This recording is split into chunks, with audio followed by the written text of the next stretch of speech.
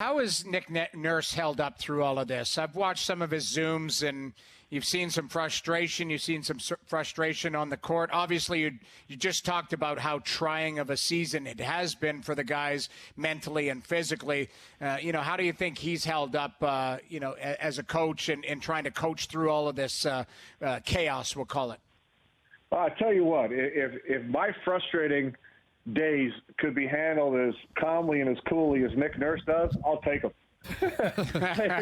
I mean, this guy has got his act together. I mean, nothing seems to get to him. Nothing seems to faze him.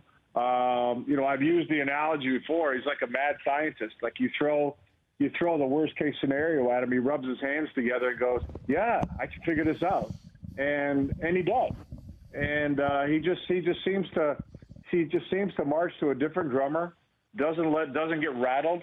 And I think he's got tremendous respect from his players.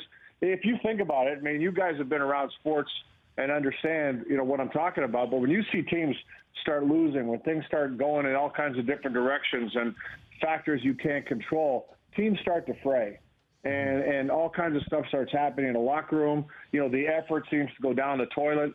We didn't see any of that. Even when these guys were in a long losing streak, even when guys are down, even when you don't have bodies, the effort's there. They don't quit. You don't see anybody looking cross-eyed at each other. I mean, people made a big deal about Pascal getting a little emotional after a game. Well, you know what? If I'm a coach, if I'm a management, I want to see that.